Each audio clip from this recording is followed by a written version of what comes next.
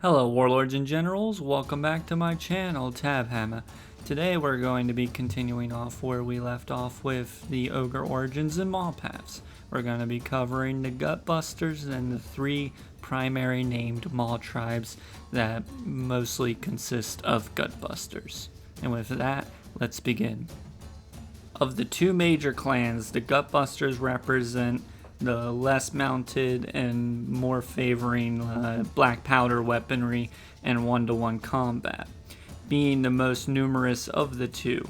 Not only the ogres, but noblars, tiny little creatures who do the maintenance tasks for the ogres and also act as last resort rations. The tribal gatherings of the Gutbusters are called Gluts. The tribe are led by a tyrant, whose word is law. There is no hereditary inheritance for tyrants. Might makes right in the tribes of the ogres, meaning that if an ogre displays such brutal might, a simple glutton can even rise to a tyrant or even the legendary status of over-tyrant. These wargluts can be a simple handful of ogres to a massive conglomerate of ogres. The size of these are vague on both minimum and maximum sizes required for one to exist. The tyrant is king. It is a slaughter master's job to cook and find the food, however, mostly by reading the content of the maw pot to find where to go next for more food on the maw path when they are on their hunts to gather more food for the next feast. Though the tyrants and the over-tyrants are mighty beings, they have a hard time themselves keeping the rowdy bunches of the ogres in check. So this falls to their Gluckguard, the hand-picked from the biggest and meanest of the ogres to enforce his will and discipline upon the ranks of his wargluts to make sure they're fighting the enemy more than themselves. They do this by bullying the rest of the wargluts to keep them in line. They get the first choice of loot and cuts of the best meat. Rarely leaving the side of their lord, they fight as one giant unit, brutally slaughtering all who approach the tyrants. Though those within the ranks of the Gluckguard tend to be the most often who's challenge the tyrant for their right to rule. This strange contradiction seems to be completely normal amongst ogre culture, however. The second most important figure within the wargluts are the slaughter masters I briefly mentioned before. The divinators and basically the closest thing to a priest that the ogres have within the ranks of their armies and their cultures. These shamans have an odd connection to the Gutbusters' take on Gorkamorka, known as the Gulping God, often having other ogres follow them in worship and are awestruck at their powers. In rare cases, a slaughter master may overthrow a tyrant if they feel that Gorkamorka will not be properly fulfilled in their attempt to feed the great god and the hunger of their ogre wargluts. Beneath the slaughter masters are the butchers, whose responsibility it is to collect and boil all the meat from a battle, working in tandem with the lead belchers to blow large chunks of meat into smaller ones that are easier to cook and fit into a pot. They may even attract the nomadic shamans known as fire bellies to their wargluts, considering if the warglut's size gets big enough, wandering out of the wastes and bear the ward of the Sun Eater, their take on the Gulping God. And the last oddity are man-eaters, ogres who form a band of mercenaries who may fight for a warglut, or at least until a better offer comes their way. Now with the basics of the wargluts out of the way, we're going to cover the three main named Mawtribes that consist mostly, more than half I would say, of Gutbusters rather than the Beastclaw Raiders. And we're going to start with the biggest, the Meat Fist. The Meat Fist Mawtribe, the most boastful and proud of the Mawtribes, though this is not without merit, being the richest, biggest, and having ownership of the gluthold known as the Great Gutford. Among the civilized folk, the tribespeople and warlords of chaos fear the mention of this Mawtribe's name.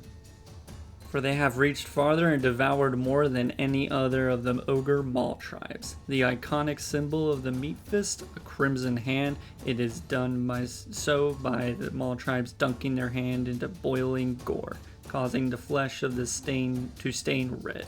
A tradition done before every raid. It is done in honor of the legacy of Grarl Meatfist, first of the Over Tyrants. He earned this title by slaying a Gurish Titanox, by ripping its stomach open, and proceeded to devour the beast's innards, granting him with vitality and strength like no other ogre before or after him. This, the Mawtribe claim at least, is their genetic heritage. Many other Mawtribes resent the Meat Fist for this and other boasts, even more so when they choose the greatest hunting grounds for them alone. For attempting to deny or take from the Meat Fist risks total obliteration. Though obliteration isn't the only threat that other Mawtribes have to worry about. The Meat Fists are quite adept at defeating and absorbing other smaller Mawtribes, such as the fate of the Bile Gulpers, Clotted Throat, and Stone Teeth. All had their tyrants devoured, the Wargluts and Alfrossons assimilated into the Meat Fist, further bolstering the large numbers of their Mawtribe already. During the Tempest of Sigmar unleashing the Stormcast, and even the realm-changing Necroquake, the Meat Fists have thrived. With all the armies being sent to stop them, the Meat Fists have feasted well on the variety of meat streaming right towards them as they march on their maw paths. Next we will be covering the second of the Gutbuster heavy Mawtribes, and this one is the Gluckguards, and they're strange and avoided by most of the other Mawtribes. Mostly due to the fact that they eat their meat as raw and fresh as possible, seeing the blood of the meat is the most powerful substance an ogre can consume. They see it as an act of cooking, as an appalling and worst thing you could possibly do, and is a waste of the fresh blood in their meals that they use to further empower themselves. When in combat, they often aim for throats and arteries to bleed the foe dry, and sup upon the blood in holy communion with the gulping god. The skin of these ogres is dyed a red tint, for they do not wash it off. They wear it as a show of veneration to Gorka Morka. Their butchers believe in cooking food dilutes the inherent power of it, and the Bloodgullets sustain a higher number of slaughtermaster and butchers than any other of the Mawtribes. Due to all of this, even ogres amongst other Mawtribes find the suffocating smell of weak old gore that the Bloodgullet produce is abhorrent and disgusting. Conversely, however, due to these beliefs, all of this, the slaughtermasters and butchers of this Mawtribe have a deeper connection to their god, thus gaining respect among other Mawtribes in the respect of other over-tyrants. In some cases, they will overthrow their own tyrants and lead as head of a tribe, for these priests are renowned for their accuracy and prophetic powers in intoxicatingly powerful mixtures. Before battle, these holy men will splatter paint blood onto the warriors of this tribe, causing strength to swell and predatory instincts to heighten to new levels. This act further increases the accuracy of slices and stabs aimed at spilling as much blood as possible. While they do this, Noblars of this tribe scurry around the battle with buckets, catching all of the gore for later use. Hailing from the Butcher's Gore in Akshi, the realm of fire, built around a vast bubbling underground lake, which holds a great significance for all the faithful of Gorka Morka. Legends amongst the Bloodgullets state that beneath this lake is a broken rib of Gorka Morka himself, broken off during the god's duel with Sigmar, claiming his blood still seeps from this rib, the priesthood bathing in the waterways of the Blood Gorge, to gain a deeper connection to their god. Due to their obsession with blood and fresh meat, the Bloodgullet often come into contact with followers of Khorne. Due to the lakes of blood and gore that the fanatics of Khorne and the Blood God leave behind their wake. In fact, Korgus Kull, the greatest Lord of Khorne in Akshi, considers Slaughtermaster Horg Blacktooth of the Blood Gullet among his most trusted advisors, having helped Cole slaughter the Edeneth Deepkin at the Battle of the Red Wake, leaving so much blood the ocean became a crimson brine forevermore. And that rounds up the Blood Gullets coverage. We're now going to move on to one of the weirder of the Mawtribes, the Underguts. Tales throughout the mortal realms tell of a blood-curdling battle cries shortly after an explosion in the middle of cities. Afterwards, pale creatures come forth to feasts. This is the Undergut Mawtribes, and they are responsible for these legends of terror. Hailing from the deepest caverns of Olgu, feasting on subterranean creatures that not even the light of stars will ever reach. This has caused a few side effects in these ogres. They've become pale, greenish-yellow skin, and drool venomous and acidic spit. Living underground, this has helped the Undergut become exceptional miners.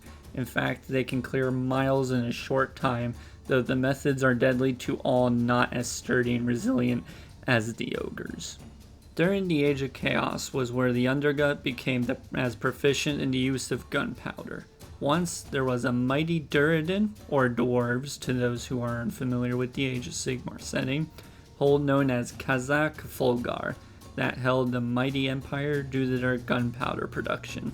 This is in particular was made of ground up crushed emberworm scales and chips of culverite, which both were in abundance underneath the dwarven hold. As chaos encroached during the Age of Chaos, the Duradin went deeper into their holds, thinking themselves saves in their gun forts from the rampaging forces of chaos. They did not, however, account for the Undergut. With their ferocity, the ogres devoured the gun forts of Kazakh Fulgor one by one. One of the other factors in the dwarves' downfall was the fact that the Undergut Noblars managed to create a rough form of the Duradin's blast powder, turning the dwarves' greatest strength into their weakness and eventual downfall, as the ogres blew open holes in their gun fort walls to devour the disorientated dwarves within. After conquering Kazakh Fulgor, the ogres claimed it as their new glut hold, renaming it Mount Bellow, for the sound of the mining Noblars used the tribe's new favorite tool, damn near constantly to dig new holes in mines. While the Age of Chaos rampaged on, the Undergut expanded their maul paths. Unlike others who went on land, these ogres dug tunnels, blasting through any obstacle in their way. This was a new method causing death to hundreds of Noblars. Even in light of this extremely straightforward method, has been more beneficial to the Undergut as a whole. The explosions have made not only hunting the pale abominations that this Maw tribe prefer to feast upon easier, the charred flesh of the blast powder causes it favored among these ogres, for it flavors it with a new type of charred flesh. This new proficiency with the blast powder has also made tearing down underground forts and castle walls easier. To no one's surprise, this small tribe hosts a large number of lead belchers. Often the tactic is to blast enemies' front line with lead belchers and iron blasters, then send in some gluttons to beat the opponent into submission. Due to their monopoly on this blast powder, the Undergut have risen in prominence among the other Mawtribes, having amassed the largest armory of lead belchers amongst the Mawtribes, and often hired or at least allied with other Mawtribes to gain even more meat and loot and share it amongst their allies. And that concludes the coverage of the Gutbusters and their 3 primary Mawtribes. At the next time, we will be covering the Police Claw Raiders and their 3 primary Mawtribes. If you've enjoyed this video, please leave a like, and if you'd like to be notified for future content, please subscribe, and leave a comment down below for any criticism or stuff you'd like to just discuss in general about these Gutbusters and their Mawtribes. My name has been Tabhammer. I hope you all have a wonderful day, and happy wargaming.